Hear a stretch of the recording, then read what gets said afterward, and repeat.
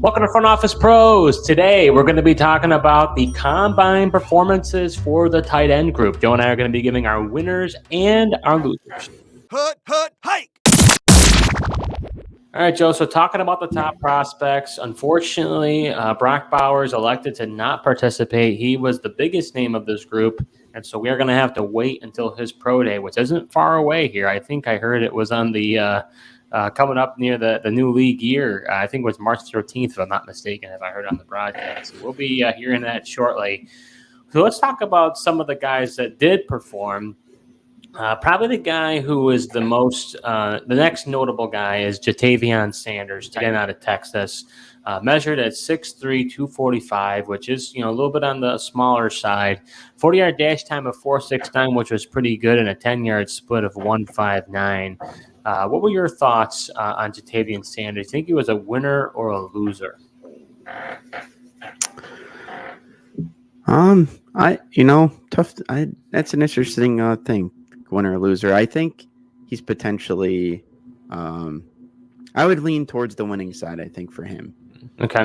Versus the losing side. Just I think he ended up running a decent 40 time. He's got a pretty good 10-yard split as well. And then the overall athletic score is pretty good. So I would say he's probably. I think a lot of these guys potentially just going out there and showing what they can do at the combine. Lean towards the winning side.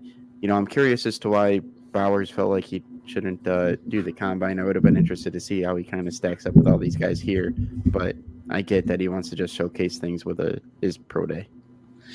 Yeah, I would say it's tough for me. I think it's a lukewarm. I kind of agree with you. It might be a slight win. You heard on the broadcast. I think they were expecting him to perform a little bit better. I think if I'm not mistaken, unless I'm getting my guys mixed up, Isaiah likely didn't perform all that well in the combine coming out of Coastal Carolina, but really did well in college. And as a result, he dropped in the stock. But as we've seen, he's been able to overcome that and play very well. I was a little bit disappointed. I felt like watching the drills. I don't know if you watched him closely, but I just felt like he wasn't as smooth when it comes to in and out of his routes, and as far as his hand and eye coordination, as far as his ball catching ability. So in some ways, I was sort of underwhelmed because I thought he was the second tight end in this class. But I think overall, and we're going to be talking about these guys, I think this tight end class outside of Bowers is pretty lackluster. I would say, we're curious to see where Sanders goes. Maybe he goes in the second round, maybe the third. But I think overall, this is not the same tight end class that we saw a year ago, which was absolutely elite. Yeah, no, it's definitely not. I mean, it's kind of definitely Brock Bowers at the top, but ultimately, I think that's just why he decided to skip the combine. Like he knows he's the top tight end. People are going to take him pretty high. And he can go showcase himself, better at the pro day.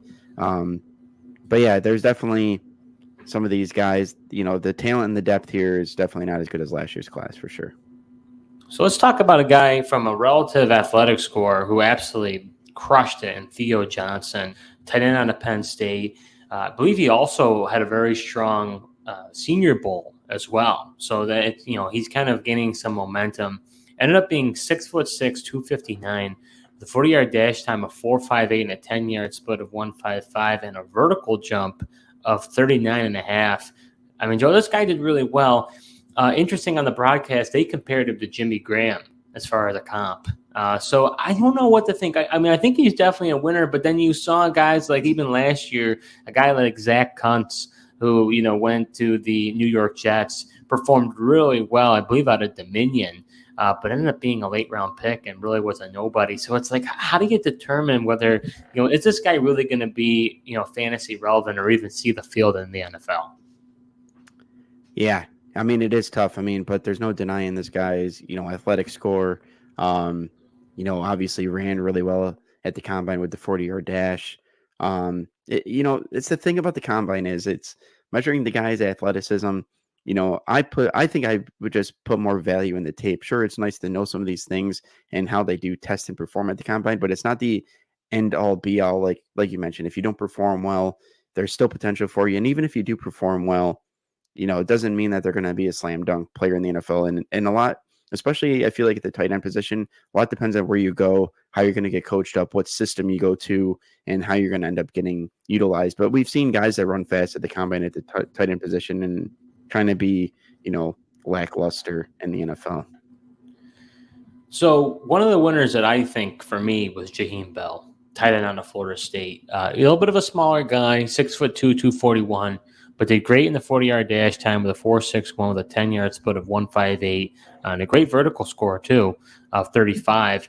Joe, he's a guy who they were talking about it on the broadcast that he's not probably going to be your Y line tight end, I think is what they say. But it's going to be more of an H-back type of tight end. And to me, when I see him play comp-wise, I look at a Jonnu Smith. They didn't talk about it. But a guy who can even get the ball out of the backfield, get some rushing attempts. You saw that happen some, I believe, with the New England Patriots when he was there. I just was very impressed by his catching ability. I mean, he caught it in stride, looked very natural. You think even in the end zone, Joe, he tried to get a one-hand catch, kind of what Darnell Washington did last year.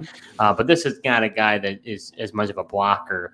So I think he might be more fantasy relevant than people think, and I think he could have a role on an NFL team. Yeah, I agree. I like Jaheim Bell a lot. Seems to be that tough physical player that you like to see, especially at the tight end position. And he ran pretty. I liked his speed at the combine. Was under the 5. So 4.81 is pretty good out of the tight end position. But I think he's definitely was one of the big risers, like you mentioned, at the combine here at the tight end position. Let's talk about another guy, Joe, who I think was your biggest winner, and I think a guy that you're having that wanting the Broncos to pound the table and get this guy, which was Ben Sinnott, if I'm saying that right, tight end out of Kansas State. Also did very well, 6'3", 250, had a good 40-yard dash time of a 4.68 with a 10-yard split of 1.59 and a vertical of 40. Joe, talk to me about this guy. I know you're a big fan.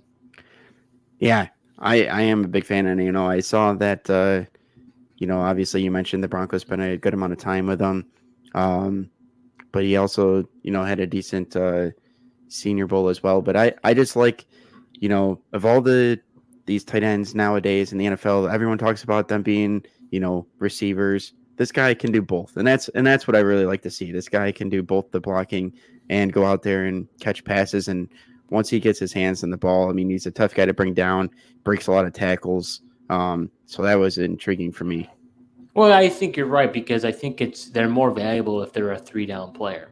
If you're only a blocking guy, you're not going to be out there on 3rd down. If you're only a receiver, you might not be out there on 1st and 2nd down because they're going to want somebody who's able to block. So this guy can do both. I think even on the broadcast, they might have been comparing him to a guy like Sam Laporta, if I'm remembering that correctly. But yeah, I think he performed very well. I think he was not on my radar before, but I think he will be now. Yeah, I admit, this guy wasn't on my radar either. But hard to deny what he was doing out there. And, I know the one thing I like too is you get a guy like Ben Sinnott out there who can not only run block but also catch. It's just not as obvious, like when you have certain guys on the field that tight end and they know you can't run routes or catch the ball. It's like, okay, this guy's on the field. It's going to be a running play. And the last guy we're going to be talking about is Tanner McLachlan, if I'm saying that correctly, tight end out of Arizona. Interesting thing about him, Joe, he broke Rob Gronkowski's record for the Arizona Wildcats when it came to receptions. Did pretty well from an athletic standpoint, 6'5", 244, had a 4.61 40-yard dash with a 1.58 10-yard split with a 35 vertical. This is a guy who I know Daniel Jeremiah was raving on the broadcast that he really liked him, felt like he was definitely sounded like a winner in his book, and hard to disagree with Daniel Jeremiah. What do you think of this guy? I almost kind of view him, depending on the situation, kind of guys who maybe you don't hear a lot about. Guys, and I'm not saying he's a Dalton Schultz, but he's a Dalton Schultz or even like a Jake Ferguson, guys who are drafted later, in maybe 3rd, 4th, 5th round, who end up becoming starters and end up being relevant guys. I think this is a good stash for those in Dynasty. Yeah, I think so. And I think just because, this guy's he played wide receiver. Now he's at the tight end position. And I think what he could do, in the receiving game for a team really helped them. And obviously, being that he's not really I wouldn't expect this guy to be a big blocking tight end guy. So I'd expect him to be in the receiving game and really produce and be an interesting guy for dynasty leagues. So that does it for our tight ends for the Scouting Combine. Joe and I gave our thoughts as to who are the winners and the losers. If you haven't had a chance yet, go ahead and check out our quarterbacks, our running backs, our receivers, and if you play in IDP leagues, we also talked about individual defensive player, and we gave our thoughts heading now into the pro day and before we know it, free agency. So the offseason is really ramping up here. Thank you so much for watching, and until next time.